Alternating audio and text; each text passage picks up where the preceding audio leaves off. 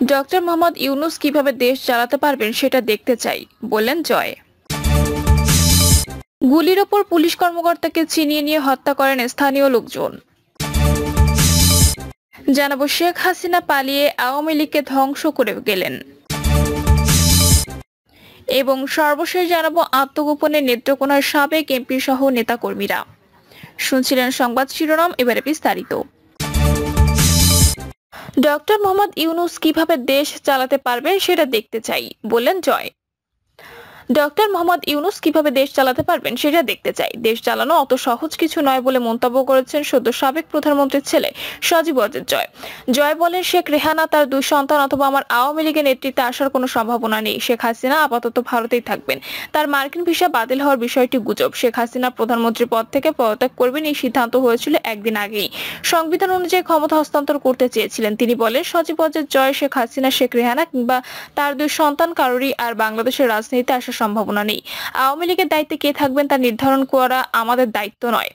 আওয়ামী লীগকে নির্বাচন করতে দেওয়া হবে না এমন শঙ্কা আছে বলে জানান সজীব ওয়াজেদ জয়। তিনি বলেন, দেশের মানুষের জন্য এত কাজ করেও শেখ পরিবারের সঙ্গে বাংলাদেশের মানুষের এমন আচরণে কিছু বলার নেই। জয় বলেন, তিনি দুঃখিত। যে দেশের জন্য এত পরিশ্রম করেছেন, এত উন্নয়ন করেছেন, সেই দেশের মানুষ তাকে এভাবে অপমান করে বের করে দেবে, তার উপর আক্রমণ করতে যাবে, এটা আমরা কল্পনা করতে পারিনি। গুলির পর পুলিশ কর্মকর্তাকে ছিনিয়ে নিয়ে হত্যা করেন স্থানীয় লোকজন। হবিগঞ্জের বানিয়াচং উপজেলা পুলিশের গুলিতে 6 জন নিহত হওয়ার জের প্রায় 17 ঘন্টা টানা ঘেরাও করেন স্থানীয় জনতা। গতকাল সোমবার দিবাগত রাত 2টায় আইন শৃঙ্খলা রক্ষাকারী বাহিনীর কাছ থেকে এক পুলিশ কর্মকর্তাকে ছিনিয়ে নিয়ে পিটিয়ে হত্যার পর লাশ থানার সামনে গাছে ঝুলিয়ে রাখা হয়।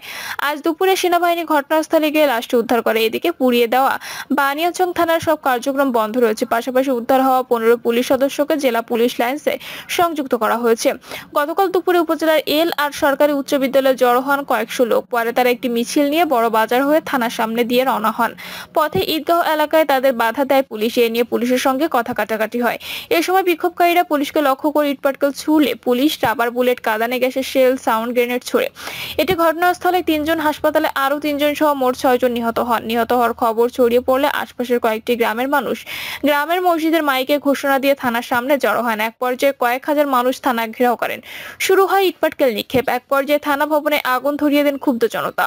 এ সময় থানার ভেতরে ভারপ্রাপ্ত কর্মকর্তা সহ পুলিশের 15 থেকে 16 সদস্য আটকা পড়েন। পাশাপাশি আওয়ামী লীগ, ছাত্রলীগের 10 থেকে 15 জন নেতাকর্মী আটকা পড়েন। তারা থানা ঘেরাওয়ের আগে বিক্ষোভকারীদের সঙ্গে সংঘর্ষে লিপ্ত ছিলেন। বিক্ষোভকারীদের ধাওয়া থানায় আশ্রয় নিয়েছিলেন। থানা ঘেরাওয়ের খবর পেয়ে বেলা 3টার দিকে জেলা সদর থেকে সেনাবাহিনী ঘটনাস্থলে পৌঁছায়, কিন্তু কোনোভাবে সেনাবাহিনী থানা নিয়ন্ত্রণে আনতে পারছিলেন না।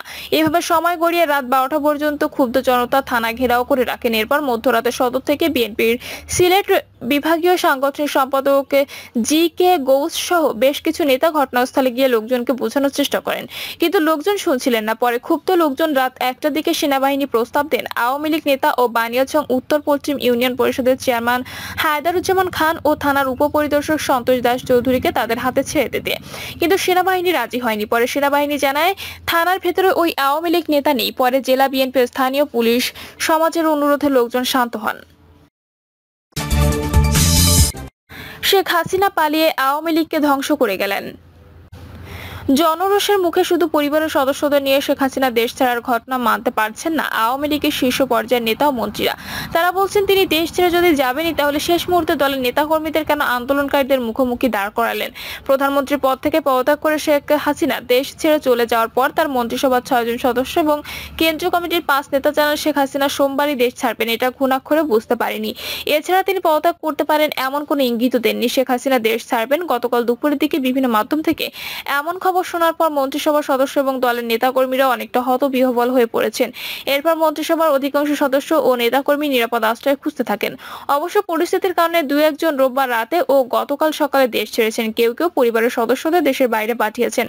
সড়ক পরিবহন ও সেতুমন্ত্রী ওবায়দুল কাদের, বস্ত্র পাটমন্ত্রী জাহাঙ্গীর কবির নানক, পররাষ্ট্রমন্ত্রী হাসান মাহমুদ, স্বরাষ্ট্রমন্ত্রী আসাদুজ্জামান খান, শিক্ষামন্ত্রী মহিবুল হাসান চৌধুরী, তথ্য সম্প্রচার প্রতিমন্ত্রী মোহাম্মদ ওই আরাফাত, মৎস্য প্রাণী সম্পদ মন্ত্রী আব্দুর রহমান সহ বেশিরভাগ মন্ত্রী মন্ত্রী কেন্দ্রীয় নেতা দেশে ছিলেন। গতকাল সন্ধ্যার পরও কারো কারো মুঠোফোন খোলা ছিল, তবে বিকেলের দিকে ওবায়দুল কাদের, জাহাঙ্গীর কবির সহ অনেকের ফোন বন্ধ পাওয়া যায়। কেউ কেউ ধারণা করছেন তারা হয় নিরাপদ আশ্রয়ে চলে গেছেন, নতুবা বিদেশে যাওয়ার চেষ্টা ছিলেন। জাতীয় সংসদের স্পিকার শিরিন শারমিন চৌধুরী সংসদ এলাকাতেই গতকাল দুপুর পর্যন্ত ছিলেন বলে সংসদ সচিবালয় সূত্রে জানা গেছে, তবে এরপর তিনি কোথায় গেছেন তা কেউ বলতে পারছেন না।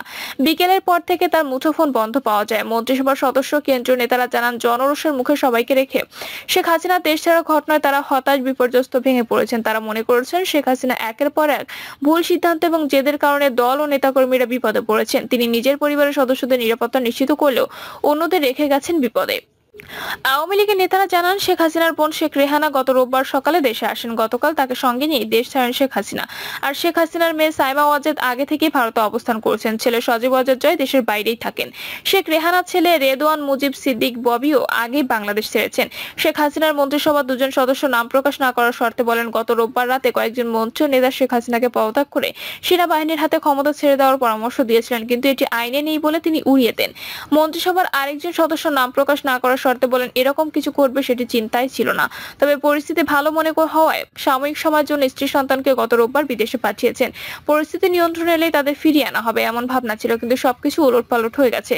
প্রভাবশালী আরেকজন মন্ত্রী বলেন, কোটা সংস্কার আন্দোলন শুরুর পর থেকে সরকার প্রধান হিসেবে একের পর এক ভুল সিদ্ধান্ত নিয়েছেন শেখ হাসিনা।